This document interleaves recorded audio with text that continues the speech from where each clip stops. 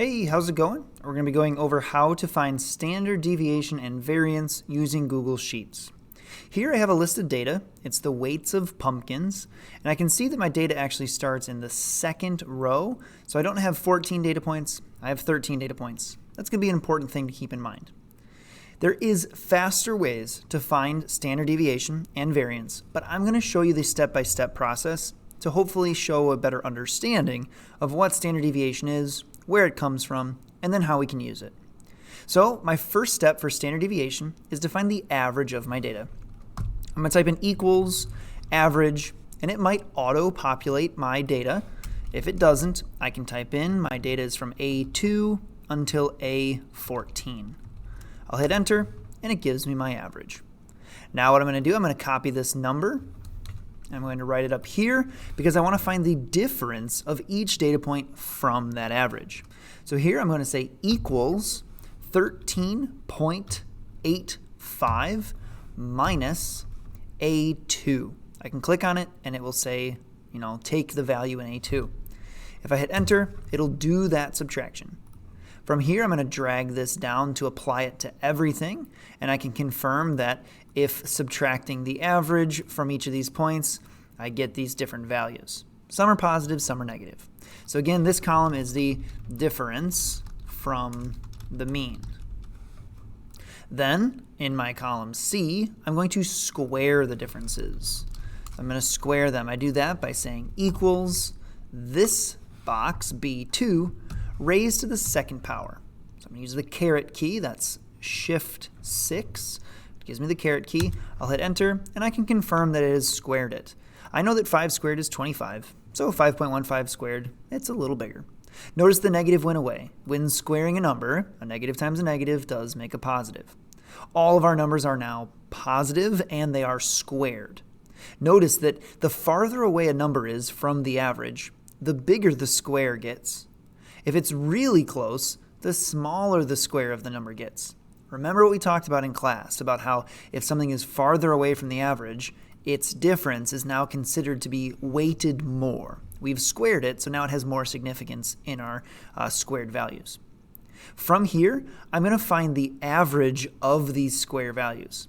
However, I'm going to use a sample average. That means I need to divide by one less than the total number of data points. So instead of saying equals average, I'm going to say equals sum, meaning I'm going to add all of my data. And again, if it doesn't auto-populate, I can say it's from C2 down to C14. Now it will add all of those up. The sum of the square values is right here, and I'm going to now divide that by not 13, because there are 13 data points. I'm going to divide by 12. So I'm going to say equals this value divided by 12. I'll hit enter. This number is my variance. The variance is 9.474. To find the standard deviation, I'm going to then take the square root of that number. And this is the standard deviation. Now from here I could make a statement. The weights of pumpkins, when weighed at the end of the season, they were all of these values. We took a small sample of the pumpkins from the pumpkin patch and we weighed them. The standard deviation was 3.07. The variance was 9.47. So I could say that the weights of the pumpkins varied quite a bit. There was a lot of different weights. And I could say specifically 95% of the pumpkins weighed between certain values. We have the average of 13.84. And so I'm going to say that 13.84 is, or 13.85 is the average.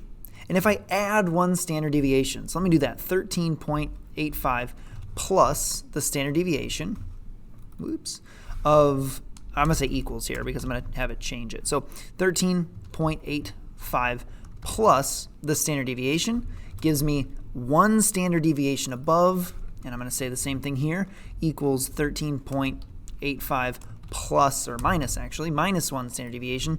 That's one standard deviation below. I'm going to do that process again. I'm going to say equals this plus another standard deviation. That gives me two standard deviations above the mean, And here I can say equals this number minus a standard deviation. That gives me 2 standard deviations below the mean.